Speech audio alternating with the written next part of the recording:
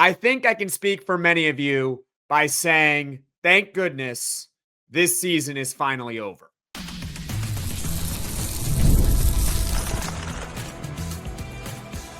You are Locked On Syracuse, your daily podcast on the Syracuse Orange. Part of the Locked On Podcast Network, your team every day. Syracuse football loses. What a shocker. At home, final game of the regular season to Boston College, a team that entered today as the worst team in the ACC, 1-10 overall record. And the Orange, in typical fashion of what we have seen over these past couple of months, they lose in blowout fashion where their offense can't do anything and their defense is just pathetic. They lose by a final score of 34-12. Hello, everyone. I'm Jackson Holzer. This is Locked On Syracuse, and thank you for making Locked On Syracuse your first listen of every single day here on the Locked On Podcast Network. It's your team every day. And of course, we are always free and available wherever you get your podcasts. Folks, there are going to be a lot of changes. And I think that there has to be a lot of change. I think that pretty much anything that you can think of has to be on the table for Syracuse football. Because this team proved one thing to me this afternoon here on Saturday, November 29th. And that is that the Orange are officially for the 2025 season, the worst team in all of Power Conference football. It's not even close. I know that the record isn't going to say that Syracuse is the worst team because Syracuse won 3 of the first 4 games they had this season. But ever since the Steve Angeli injury, this team would not beat anyone in a Power Conference level. Boston College, folks, is not a good football team. They entered the game at 1-10 overall. Worst team in the ACC. And Syracuse football got blasted. Got run off their own field. Grayson James, who had to fill in early for Dylan Lonergan, who suffered a finger injury. Grayson James is apparently Boston College's new Matt Ryan. And Lewis Bond, who is actually a good receiver, he's apparently Jerry Rice because Syracuse couldn't cover him. They couldn't stop Grayson James in the second half. This Syracuse team, and we'll talk about it over the course of this podcast, it needs to look a lot different. It really does for next season because this product, ever since the Steve Angeli injury, you really can't argue against it. It has been unacceptable. It's one thing to lose games, but to continuously get blown out and continuously not be competitive in games is another story. And that signals that there needs to be major change this offseason. And we're going to get to that here on today's show. But let's recap this game. How did we reach the conclusion, or at least I reached the conclusion, that Syracuse is the worst team in Power Conference football? And by the way, if you agree with me, if you disagree with me, feel free to comment your thoughts right now in the comments section below. It's not like I want to give Syracuse that title. I really don't. I wanted Syracuse to win this game. I felt like it would have been good for their psyche, at least end the season on a positive note. Nobody would have liked a 4-8 year, but at least, hey, on your home field, you can beat a team that has a worse record than you. And Syracuse just got dominated instead. So this team is not good, quite frankly. But in the first half, Syracuse had a chance. In fact, Syracuse actually led this game at 1 point 6-3. On offense, the Orange put together a couple of nice drives. They were running the football. They were utilizing the Wildcat with Dan Villari. He was finding open running lanes. Will Nixon was finding open running lanes. They didn't ask Joe Filardi, the quarterback for Syracuse, once again, to do a whole lot much. I think he only attempted 4 passes in the first half, and none of them were really down the field. It was mostly just screens, easy dump-off passes. Nothing too complicated, and you really can't expect anything more from Joe Filardi because, like we have documented so many times here on Locked On Syracuse, he really should not be on the field. It was malpractice putting him on the field this season. It's not fair to the kid. It really isn't. So I'm not really mad at Joe Villari or anything like that. And Syracuse was working their way around it. Again, they were running the football at a pretty high level, caught a couple of nice drives, one of which was over 9 minutes long, had to settle for field goals, but at least they had a 6-3 lead. And the defense, to their credit, at least in the first half, they played pretty well. They really did. They held BC to a couple of field goals when Boston College was threatening. That's a credit to them. And so at the half, by the way, before half, I like what Syracuse did with the fake kneel. I thought that was pretty clever, pretty interesting. It's a pretty harmless play with a ton of upside. And they got 7-8 yards out of it and then just went right into the half, tied at 6. Didn't need to force the issue or anything like that. It wasn't like they had a lot of time or any timeouts remaining. So, hey, Fran Brown learning, playing it safe going in a half, tied at 6. Unlike the Pitt game where they tried to force the issue, and we all know what happened in the Pitt game at the end of the first half. So 6-6 tie, end of the first half. I think we were all somewhat okay with that. They're right there in the game. They have a chance to win.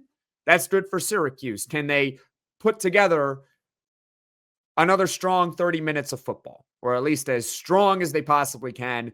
And the answer was a resounding no. The second half was, quite frankly, just straight up incompetence. Boston College took it to Syracuse, quite frankly. I don't know how detailed I'm really going to get at this point. I'm just going to read to you the drive summary of the second half as Boston College was building a 34-6 lead, if my notes are correct, which I believe they are. The Syracuse offense in the second half, before they got that last touchdown, you ready for it? Because it's not very good. Punt, which was a 3-and-out. Punt, 4-and-out. Punt, 3-and-out. Punt, 5-and-out. Punt, 3-and-out. So in their first 5 drives of the second half, Syracuse punted all 5 times. They had 3 3-and-outs, and none of their drives lasted more than 5 plays. So they were non-competitive on offense. And on defense, I know that Fran Brown has already stated publicly that he is bringing back both coordinators. I actually do support bringing back offensive coordinator Jeff Nixon. I do believe that he can build a competent offense when you give him a quarterback that's not a walk-on lacrosse player or Ricky Collins who straight up cannot read a defense. But as far as the defensive coordinator Elijah Robinson is concerned, I tweeted this at @LO_Syracuse during the game. I hope he left the game with the fans. I really do. This guy is awful. He couldn't build a competent defense last year with 5 to 6 NFL players on it. Wasn't even an average defense last year. And it would have been a whole lot worse had the offense not held the ball for as long as they did. They led the ACC last year in time of possession. Could you imagine if it was closer to a 50-50 split, how bad the defense would have been last year? Elijah Robinson has got to go. I don't care how. He can't be the defensive coordinator next year. If Fran Brown really wants to stick with him, I like the idea of firing him via promotion, where you give him a new job title that is seemingly above defensive coordinator, but you hire a new defensive coordinator to run this team. Because it was awful defense. It might have been worse than the defense in the Notre Dame game, which was hard to gauge because, I mean, Notre Dame is a whole nother conversation. But the defense in the second half, here's the drive summaries. Touchdown, 3 plays, 79 yards, a missed field goal. So Syracuse got a lucky break there, but it was 6 plays, 51 yards on that drive. And then 3 consecutive touchdowns. A touchdown drive that was 8 plays, 69 yards, then 2 plays, 71 yards, and then 7 plays, 68 yards. Does Elijah Robinson really deserve to be the DC next year? I don't think so, but that's Fran Brown's guy. They obviously have a long past relationship together. I don't know if he's got the stomach to actually make a change, but he had good personnel last year and couldn't build a competent defense. So you now give him worse personnel this year, and he builds an even worse defense. Boston College had 4 touchdowns in the second half. Boston College is a 1-10 football team going into this game. So I don't think I'm reacting too much, or I'm overreacting by saying that Elijah Robinson should not be the defensive coordinator of this team next year. If they really don't want to fire him officially, then fire him via promotion. That is my suggestion. Just make sure he's not DC next year. Make him assistant coach, but just that. That's it. Just not the DC. Not the DC. Comment your thoughts in the comment section below right now as Syracuse football ends the regular season at 3-9 and a 34-12 loss on their home field to Boston College. Coming up, I mentioned how change needs to occur for this team. So I analyzed the roster right now for Syracuse, and I don't think many players next year that are on this year's team deserve starting spots. And I'll talk about that next on Locked On Syracuse. The holidays always feel a little easier when you already know the perfect gift. And Omaha Steaks makes it almost too simple. Whether you're treating yourself this season or sending something memorable to family and friends, Omaha Steaks delivers handcrafted perfection right to their door. And this week is the best time to jump in because their cyber sale is here and the deals are huge. And honestly, it's the kind of gift that brings people together, and you don't need to guess anyone's size. Save big on unforgettable gifts with Omaha Steaks. Visit omahasteaks.com for 50% off site-wide and an extra 20% off select favorites during their cyber sale. And for an additional $35 off, use promo code COLLEGE at checkout. That's omahasteaks.com, promo code COLLEGE, terms apply. See site for details. Locked On Syracuse, I'm Jackson Holzer. In addition to Fran Brown likely needing to make some changes with his coaches for next year, this roster, quite frankly, needs a major overhaul. And before we really dive into the major overhaul and what I'm talking about, I want to read to you all the results for Syracuse football ever since Steve Angeli went down with an injury. Because I know it's easy to get attached to certain players, and we want to believe that every player is going to develop for this team and lead us to the promised land, or at least lead us to quality football. But quite frankly, the product that we witnessed this season, again, post Steve Angeli injury, was by far and away the worst product of football in all of the power conference teams. It's not even close. Here are the results for Syracuse football post Steve Angeli injury this season. 35-point loss to Duke, a 13-point loss to SMU, a 17-point loss to Pitt, a 25-point loss to Georgia Tech, a 17-point loss to North Carolina, a 28-point loss to Miami, a 63-point loss to Notre Dame, and a 22-point loss to Boston College. This team was dominated in every single game they played in post Steve Angeli injury. So in addition to Fran Brown needing to make changes to his coaching staff, we already laid out how he definitely needs to change the defensive coordinator, position coaches. I'm with Fran Brown if he wants to stick with Jeff Nixon as the offensive coordinator.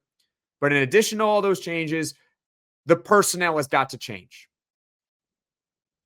And I have identified about a handful of players that, in my opinion, deserve to be starters next year if they are back with the team. Only a handful of guys. And that's not to say that players can't emerge over the course of the offseason, But for right now, looking at this team, and I am not counting the recruiting class that is coming in, just from looking at the 2025 Syracuse football roster, there are only about a handful of players that I would say, yep, that should be a starter for next year. Number one is Steve Angeli. If he is healthy, I am confident that he can be a very good quarterback for Syracuse football in 2026 and perhaps in 2027. Pre-game, the best news that we got all day is that he was throwing some passes without a boot on, which is great. That's a nice step in his recovery that he no longer really needs to wear that boot. So a positive sign, and we hope that he can get as healthy as possible as soon as possible, recovering from that torn Achilles, which, by the way, we're going to talk about in the next segment. Fran Brown, he's going to add some quarterbacks this offseason. We don't know exactly what type of quarterbacks he's going to add this offseason, whether it's in recruiting or in the portal. Number two, Demetrius Samuel Jr., 17-year-old true freshman corner this season. He is not a perfect player by any means. In fact, I think in this game against Boston College, he was pretty poor. He committed multiple pass interference penalties down the field, which quite frankly, he did not have to commit. He was in position, and instead of playing the ball in the air, he grabs onto the receiver, and every time on both those instances, those are penalties. But having said that, I will take the tools, I will take the traits, I will take the recruiting pedigree, I will take the fact that he is likely going to be a true freshman All-American this season. Demetrius Samuel next year, I would pencil in, assuming he is back, as a starting corner for the Orange. Antoine Delorier is a stud true freshman linebacker for Syracuse, had a really nice first season for the Orange. I believe in his upside for next year. I like him as a starting linebacker for this team next year. Byron Washington, a true freshman offensive lineman like Samuel. He is not perfect, but I definitely like his upside and would like some continuity along the offensive line. And finally, you have Chris Peel, who was the other corner next to Demetrius Samuel. They brought him over from Georgia, and I thought he had a pretty solid year for the Orange this season. Everyone else, whether they come back or not, I would certainly not guarantee as starters for next year. Now, in coming podcasts, we are going to go over offseason needs, offseason priorities. So just because I say, hey, only these 5 players should really be starters, it doesn't mean that only those 5 are going to be starters, or I'm only okay with those 5 guys. What I'm really saying is those are really the only 5 that you need to prioritize if you are Syracuse football. Now, some of you may say, hey, what about the wide receivers on the team right now for Syracuse? You know, Jonte Cook, Darrell Gill, would you want those guys to be starters next year? I think they can obviously be starters, but given Syracuse's ability with competent quarterback play, they have shown that they can almost spawn wide receivers. Plus, you got 2 4- and 5-star wide receivers coming in the next recruiting cycle. So you don't need to necessarily heavily prioritize wide receiver, which is currently on the roster right now. You need to focus your attention in other areas of the team. But comment your thoughts right now in the comment section below. Is there any other player that I am missing that you would identify and say, hey, that should definitely be a starter for Syracuse next season? Comment your thoughts in the comment section below. Now, coming up, we'll continue to talk a little bit about the offseason that is to come for Syracuse football. And believe it or not, I'm actually optimistic about the long-term upside for Syracuse under Fran Brown. So stick with me here on Locked On Syracuse. The NBA is back, and there's no better place to get in on the action than FanDuel, the official sports betting partner of the NBA. Even if you missed the start of the game or you want to ride the hot hand, FanDuel has live bets on everything from who's going to score next to fourth quarter comebacks. Plus, you can even combine your live bets into a same-game parlay for a shot at a bigger payout. It keeps every game exciting, especially when your team's making that late push. And right now, FanDuel is giving new customers $300 in bonus bets when your first $5 bet wins. So head to FanDuel.com to sign up and play your game with FanDuel, the official sports betting partner of the NBA. Locked On Syracuse, I'm Jackson Holzer. Once again, we are discussing Syracuse football's regular season finale where they fell to Boston College at home by a final score of 34-12. And we're actually now talking really about the offseason that is to come for Syracuse football. But before we do so, thank you all so much for making it to this point of the podcast. I hope that means you enjoy Locked On Syracuse. And if so, if you can just do me this quick favor, if you haven't done so already, please feel free to hit that like button, hit that subscribe button. It helps the channel grow to reach all Syracuse Orange fans. Plus, we're going to have plenty of off-season football content coming your way over the next couple of weeks and months here on Locked On Syracuse. So stay tuned for all of that. Believe it or not, and I know this might be surprising coming from myself, I am optimistic about Syracuse football as far as 2026 is concerned, but they have to learn a lot of lessons from this year, quite frankly. And I don't think that's a controversial take when literally every game after the Steve Angeli injury was non-competitive. But I am optimistic. I do believe that Syracuse, they can't really be much worse next year, is going to be a lot better. And hopefully Fran Brown is going to learn a lot this offseason. And I think the first thing that he has to learn, and he experienced this in 2024, is that you need to use the portal better. You can't have as many young players be playing. I'm sorry. It's just you're chucking out 17, 18-year-olds against 21, 22, 23-year-olds. I'm all for giving some young players a chance, but by the end of this season, there were way too many guys that were playing that were, quite frankly, not ready to play. The biggest example was being Joe Villari, who had no business ever playing at quarterback. That's one example, but there are plenty of other examples of guys who just, quite frankly, were not ready. So the transfer portal, he needs to dive deep into that. He needs to be aggressive in the portal once again, more so what he was like in 2024 and less so what he was like in 2025. Now, the good news, again, we talked about this earlier. Steve Angeli was warming up today without a boot on. So hopefully his recovery once again is going well. But Fran Brown did mention this week that he is planning on bringing on not one, but two quarterbacks, I believe, in the transfer portal this offseason. So we'll see how that goes. I'm very curious, and we're going to do a whole podcast on this, exactly what type of quarterbacks he has in mind. Is he going to bring in guys who are just really backups, but obviously better than Ricky Collins, hopefully? Or is he going to bring in someone that is perhaps on the level of Steve Angeli, someone that provides the ultimate insurance in case Steve Angeli is not ready to go for next season? That is a fascinating conversation that I cannot wait to have with you all here on Locked On Syracuse. We'll also go over some players right now who have already announced their intention to come back to the team. This includes, but it's not limited to, these following players: Demetrius Samuel, Daryl Gill, Steve Angeli, Byron Washington, Yassine Willis, all saying they want to be back with the team next year. Very curious to see if Antoine Delorier, the true freshman linebacker, comes back. Jonte Cook, I would like him back. He's not a huge priority, in my opinion, given the need for wide receivers, or the lack thereof for wide receivers. Really, I just don't see wide receivers a big need for Syracuse next year.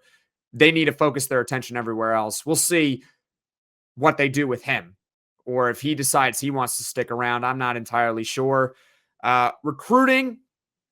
The good news with recruiting with Syracuse football right now is, despite this season being as bad as it was, the recruiting really has not taken a hit. In fact, during the year, in the midst of all this losing, in the midst of not being competitive in any game, they flipped a 4-star defensive back from Florida State by the name of Tadarius Hughes.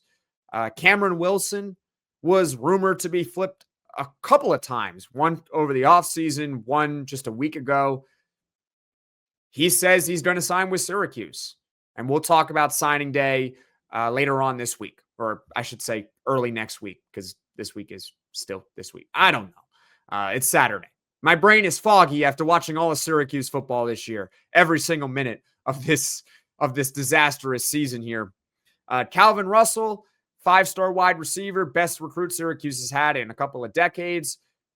He already has shut down his recruitment. So I expect that he is going to sign with Syracuse.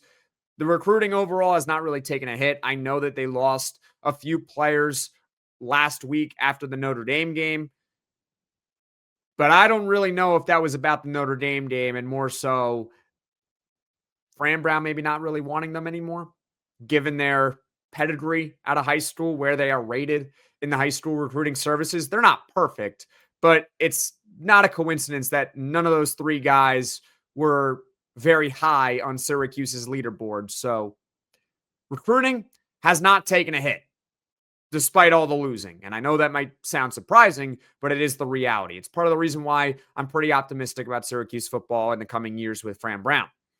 Seniors, Dan Villari deserves a shout out for working his tail off ever since he arrived at Syracuse, a converted quarterback over from Michigan. I thought he had a really solid game today, and I'm really happy for him that he got that touchdown at the end. I know it wasn't necessarily the most meaningful touchdown in the world, but I'm glad that he definitely got that touchdown because he's a terrific player. I hope I see him play on Sundays. I think we all hope that we see him play on Sundays. We'll see on that. But as far as all the seniors that Syracuse is losing this year, as opposed to last year, I'm not going to name every single one of them, but some that just come off the top of my head. I mean, you got Deuce Chestnut, Devin Grant, Dan Villari, Justice Ross Simmons. I think George Rooks is also a senior as well. It's just not the same as what Syracuse lost last year. And it's no disrespect to the players that the Orange are going to lose this year. But last year, they lost guys like Kyle McCord and Fadil Diggs and Jackson Meeks. LaQuinn Allen decided to leave early. So they lost a lot more talent last year than what they're projected to lose this season, just based on either eligibility or guys declaring for the NFL draft. So that's the good news. Jack Stonehouse, the punter, I am sad to see him go because I think he was the best player for Syracuse this year. Aside from Steve Angeli, when he was healthy, Jack Stonehouse was the best player on the team. Terrific punter. He's going to be punting on Sundays. I think Fran Brown called him the best punter in the country. I'm not going to sit here and analyze every other punter in the nation, but he's probably up there as one of the better punters in the nation, and he will be kicking in the NFL, no doubt. The focus for this offseason, I think, is twofold. Number one, you got to figure out quarterback. What's the deal with Steve Angeli's injury? Fran Brown mentioning that he wants to bring in two quarterbacks. Like I said earlier, we'll see exactly what type of quarterbacks he has in mind. Remember, we had this very same conversation last March and April in the spring transfer portal window, which, by the way, does not exist anymore. There is only one portal window, which will come in January. But remember last year when Fran Brown openly said to people that he was going to bring in another quarterback despite naming Ricky Collins the starter, we all had this talk about, hey, is it going to be just a backup level quarterback? I remember Syracuse was looking at a guy, Zach Gibson was his name. He had visited campus. And I said, hey, if this guy were to commit to Syracuse, he probably projects to be a backup to Ricky Collins. In hindsight, he would have started over Ricky Collins, no doubt, because Ricky Collins, he's as good as gone. But they ended up getting Steve Angeli, who was more than capable of being a starting quarterback at a power conference level. So we'll see. The other need for the team is defense. And I think you could stop it right there. Defense. Pick a position, pick a unit. Could use some help. Even at corner, where I'm okay with Samuel and Peel, I think you can use more behind them. Defensive line, all across the board. Edge rushers, all across the board. Linebacker, I like DeLaurier. Gary Bryant, I guess. Probably better as a backup. Safety. Well, we don't have Deuce Chestnut and Devin Grant anymore. So you're going to have to look at safety. Yeah, the whole defense. And probably a new coordinator as well. I think that would be nice and refreshing. Coaches, we talked about this earlier. I'm willing to give Jeff Nixon another shot. Jeff Nixon, obviously, last year had a tremendous year, and a lot of people will say, well, it's because of Kyle McCord. Welcome to football. where it is very difficult as an offensive coordinator to do your job properly when you don't have a competent quarterback, when you have Ricky Collins who can't read a defense, or you have a walk-on lacrosse player. We see this time and time again in football. Coaches are coaches, and they're sometimes beholden to the quarterback that they have. I look at 2024 with Jeff Nixon and I say he maximized Kyle McCord's ability. We did not believe that Kyle McCord, as good as he was, that he was going to come in and lead the nation in passing. And he did. He had a tremendous year. And we didn't think that Steve Angeli was going to lead the nation in passing. And he did when he was healthy. Keep that in mind. So I do believe that Jeff Nixon, if you give him a competent quarterback, he can scheme wide receivers open and he can allow the quarterback to make the proper read. So I like Jeff Nixon for next year. Elijah Robinson, goodbye. Adios. Out. No more. Again, you want to fire him via promotion, that's totally fine, but he cannot be the defensive coordinator of this team next year. No way, because he already proved in 2024 that you can give him better personnel and build you a below average defense instead of the worst defense in the ACC? Good to know. Good to know that you need to give him 11 NFL players instead of 5 to 6 NFL players to build a good defense. And also Murad Watson, who was a true freshman All-American. And Deuce Chestnut and Devin Grant. And he couldn't build a good defense last year. So, goodbye to him. But comment your thoughts in the comment section below, your offseason priorities for this team this upcoming offseason. As far as what's coming up on this podcast in the near future, there's plenty of offseason content that is coming your way. Maybe we'll do a fan reaction show following this game. We'll see on that. We'll also do a show. This is definitely a guarantee on Syracuse's quarterback situation. We'll go more into detail. Neil Adler is also going to join the show from inside the Loud House to talk some Syracuse basketball on Monday. So stay tuned for that. And Syracuse basketball, speaking of them, they have a game on Tuesday night against Tennessee. And I think we all think that that is a must-win game for Syracuse in their tournament hopes for this upcoming season. So that's what's coming up on Locked On Syracuse in the near future. Folks, this has been the final post-game football podcast here on Locked On Syracuse for the 2025 season. And I must say, despite the results on the field, which were pathetic, the support on this channel throughout the entire year was tremendous. So thank you all so much. And I cannot wait to be back next year, hopefully talking about a much better Syracuse football team. But one way, shape, or form, you know that whether this team wins, loses, or draws, I will be here doing more post-game reaction podcasts for Syracuse football in 2026. It's definitely a different tune than how we ended the season together last year, where they won the final game against Miami. And I actually went on that podcast and I said it was a program changer. They took a giant step back this year. So we'll see what happens for 2026, folks. It's definitely a different feel, though. I will say that. But thank you all so much for watching. Thank you all so much for listening. If you like this podcast, be sure to hit that like button. If you really enjoy the podcast, be sure to hit subscribe. Tell all your friends about Locked On Syracuse, and I will see you all again soon.